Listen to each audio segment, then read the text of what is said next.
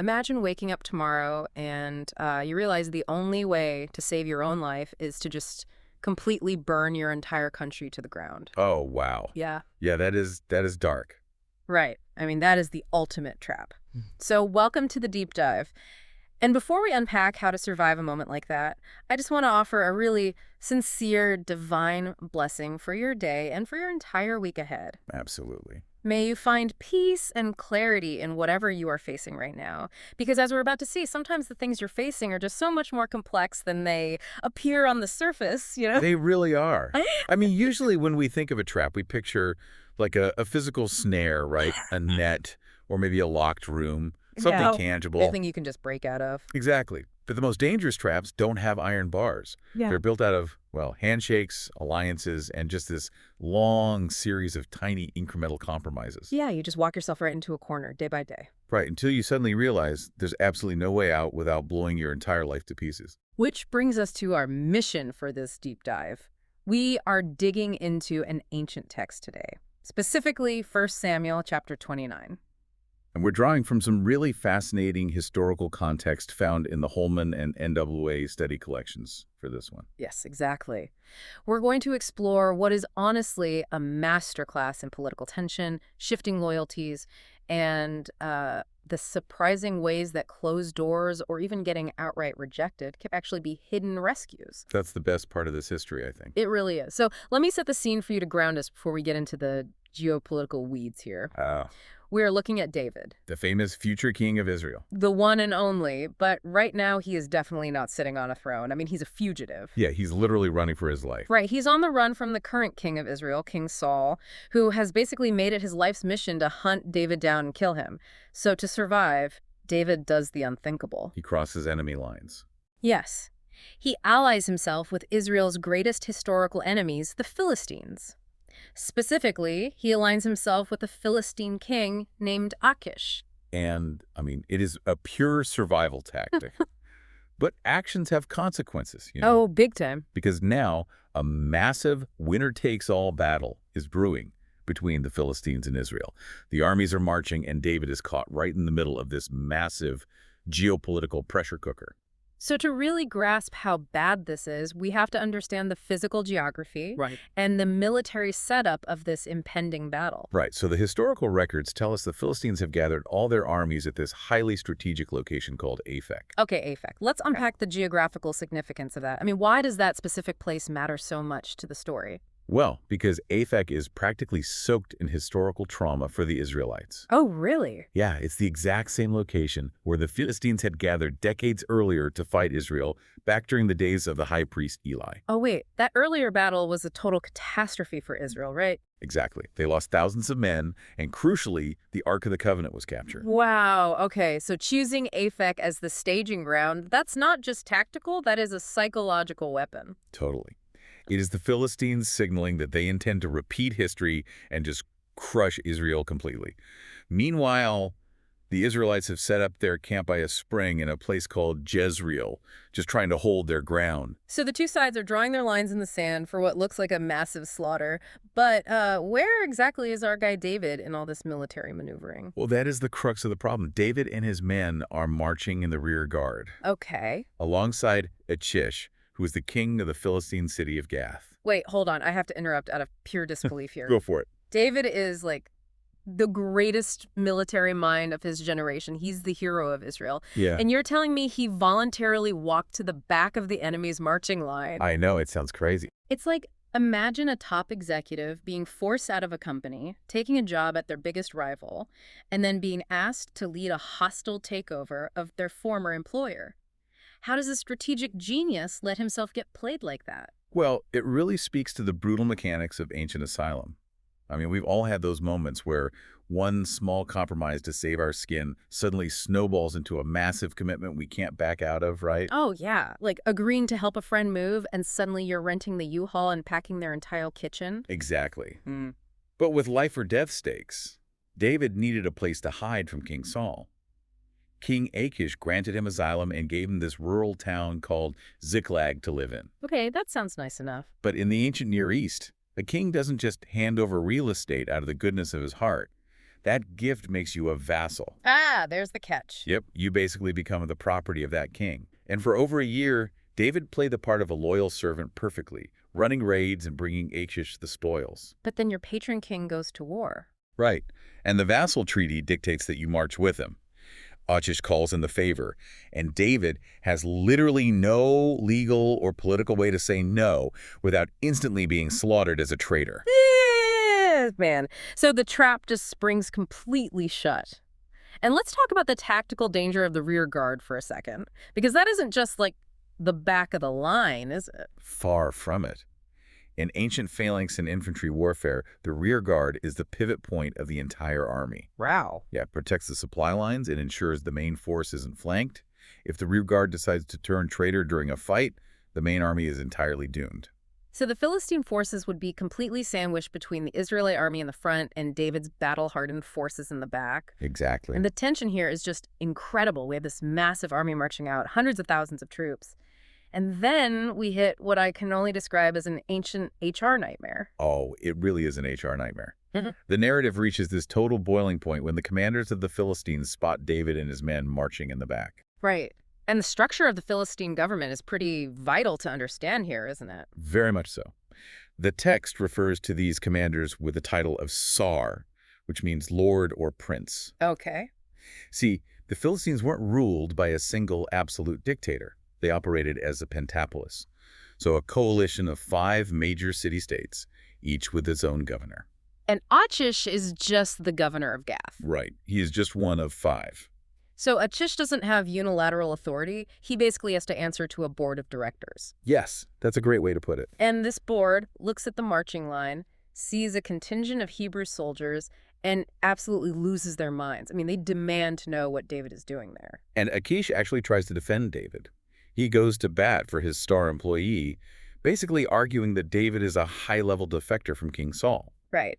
Achish insists that David has been utterly flawless, saying he hasn't found a single fault in him since the day he defected. Which is pretty high praise coming from a foreign king, honestly. It is.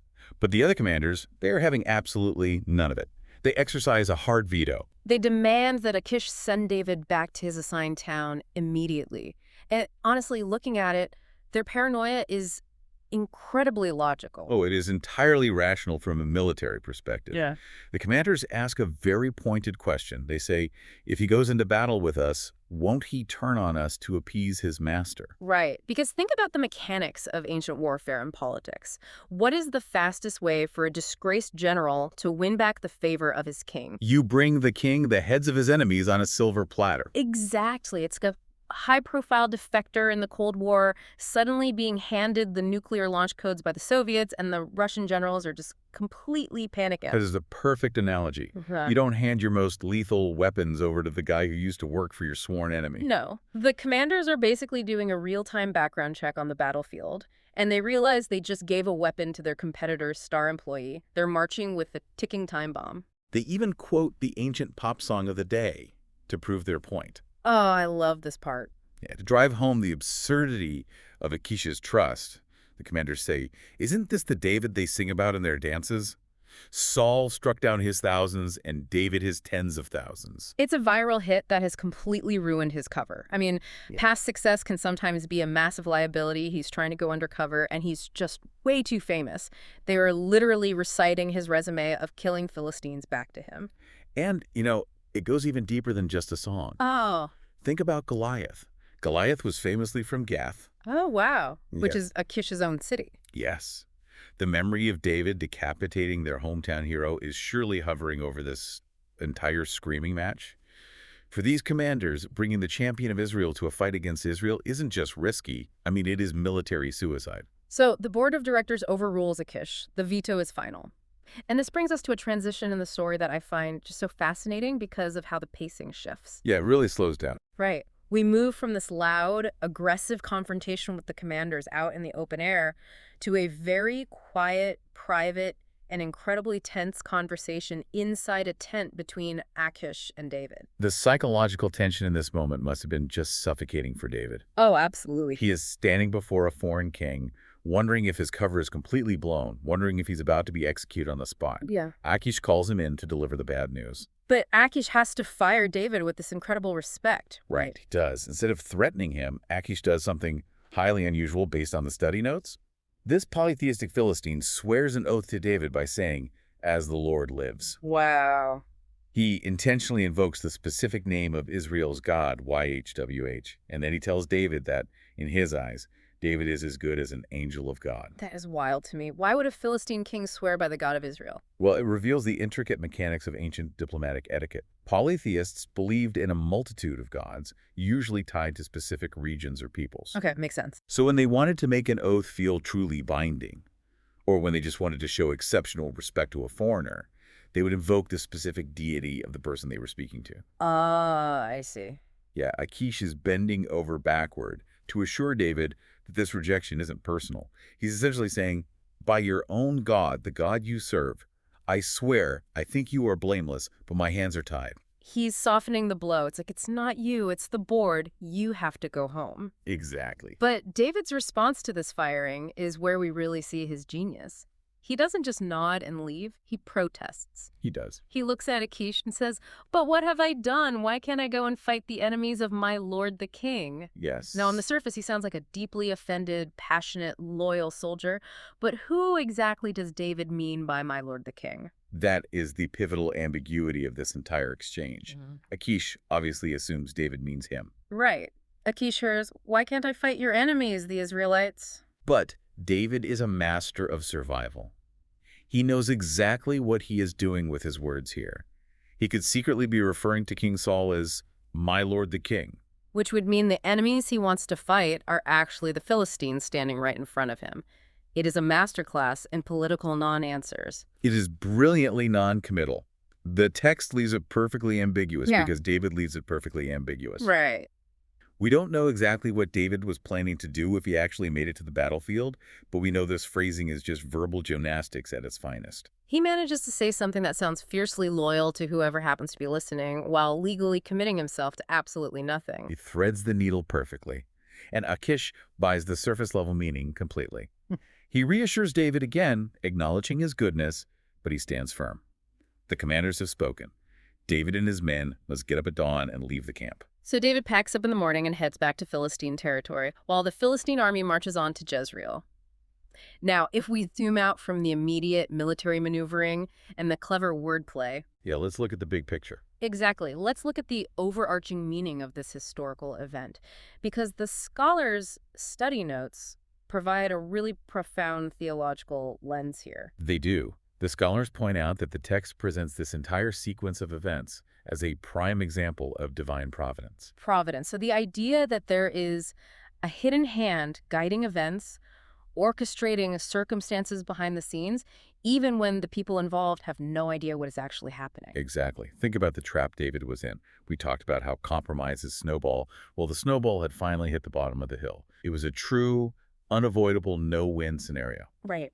If David stayed and fought for the Philistines, he would be slaughtering his own people. He would be fighting alongside the man trying to kill Saul, the anointed king of Israel.